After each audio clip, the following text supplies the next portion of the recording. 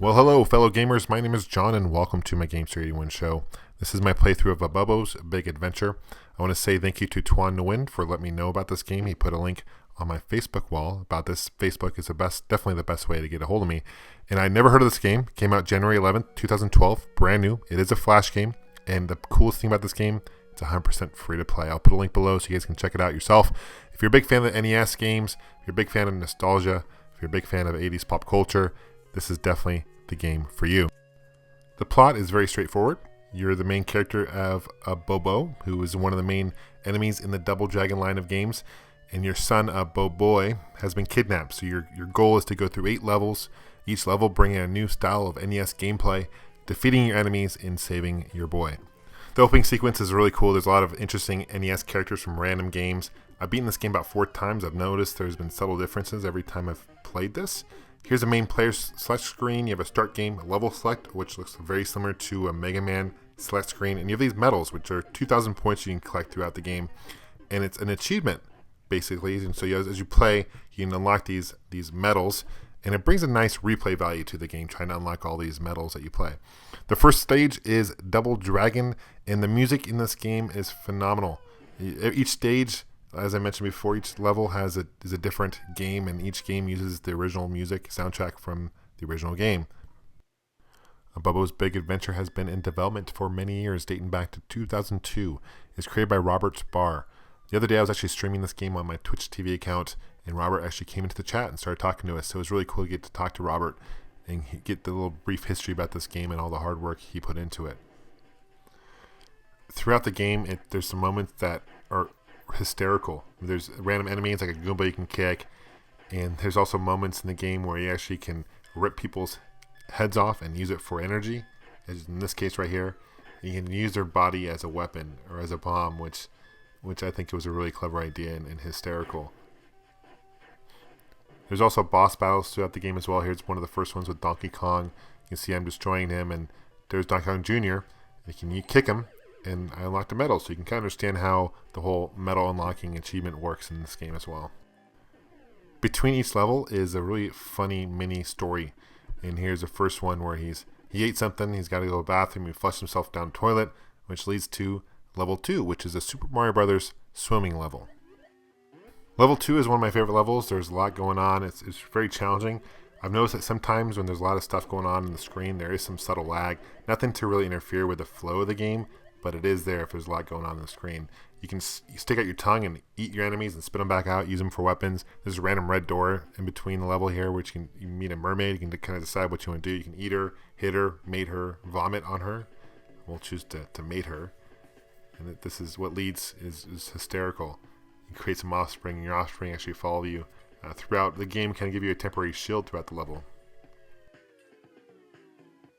One very helpful tool throughout the game is the rage meter. Bottom left corner of the screen, there is a yellow bar. Every time you hit an enemy, it goes up. Every time you get hit by an enemy, it goes down. So the goal is to fill up your rage meter, become full of rage. You can unleash your rage by pressing A and S. And by doing this, you'll kill all enemies on the screen or impact a lot of damage during boss battles. Every level, the action and the rage is different. So it's kind of fun to see all the different rage actions that he does when the rage meter is full in each level. Abobo's Big Adventure can be violent at times as well. Here's an interesting scene combining aspects of Mortal Kombat and Urban Champion.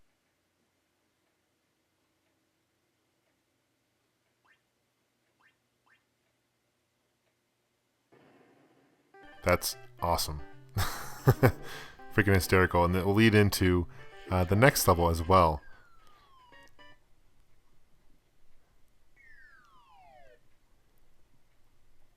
Which is, of course, Legend of Zelda.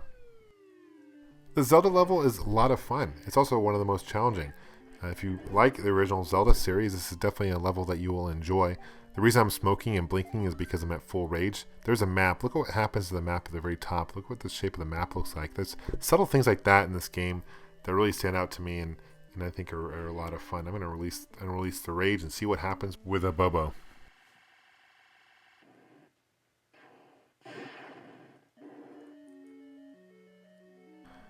There are other funny moments in this level as well. Watch what happens here. The old man hates beef. you actually can kill this guy, which is really funny too.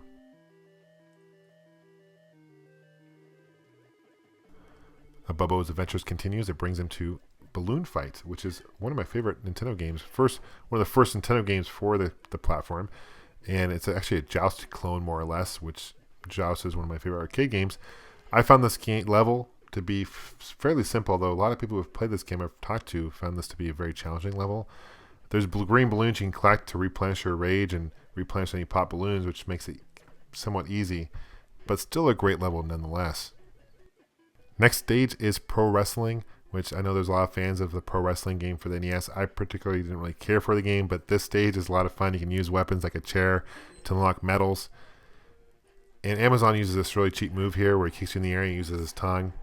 It takes a lot of punches and a lot of time to defeat Amazon. I've noticed the fastest way to do it is to build up the rage and unleash the full rage. That will defeat him a lot faster. Also, you can actually punch these cameramen, which is a lot of fun too. And of course, for you Mega Man fans, there is a Mega Man Abobo stage. This game is very challenging. I'm a big fan of Mega Man, but I've never been really too good at these games, so playing this stage, it took me a while to get through, and that's a thing to understand when you're playing this game. There are points in the game, it's very, very challenging, and there's points when I was going through it the first time, I almost wanted to rage quit, to be quite honest with you, but I discovered there are patterns to this game. During the boss battles, there's certain patterns, and once you understand those patterns, it makes it a lot more manageable to beat the game. One prime example of a pattern is this Mega Bobo at the very end of the Mega Man stage, and he is very, very challenging. And once you think you defeated him, he transforms and becomes even bigger, which can be kind of frustrating. But it's very rewarding, and just like it was mentioned before, between each level there's this mini story. Let's see what happens here with the Abobo.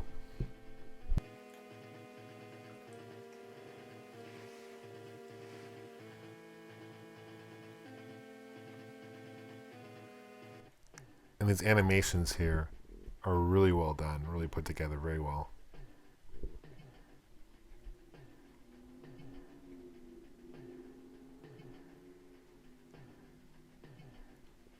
Can't forget the spatula, of course. And it leads us to, you probably guessed it by the music, Contra. Contra is one of my favorite games for the NES, so it's no big surprise. This is one of my favorite stages in Abobo's Big Adventure. I like the random enemies. You got these zombies from Ghosts and Goblins. Rambo is in here. You have a Terminator Cyborg in this stage as well. And once you die, you actually have the option to put a Konami code in to get 30 lives. Really nice touch, a very nostalgic touch there added to the game. Here's the very first boss battle in Contra stage. You have Krang from Teenage Mutant Ninja Turtles.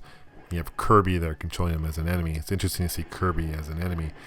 But it kind of shows you the randomness of this game. I think that adds a nice charm to the overall experience of playing Abobo's Big Adventure.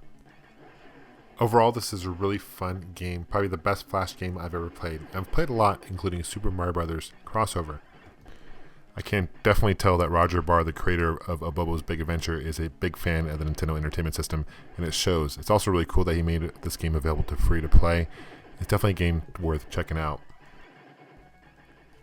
Contra is not the last level. There's one more level in Abobo's Big Adventure, and it is a Punch-Out stage. But I'm not going to spoil it for you. I'm going to leave it up to you guys to play and find out who the final boss is that you have to fight. I'll tell you this, it will surprise you. Thanks for watching. Thanks for subscribing, and I'll see you soon.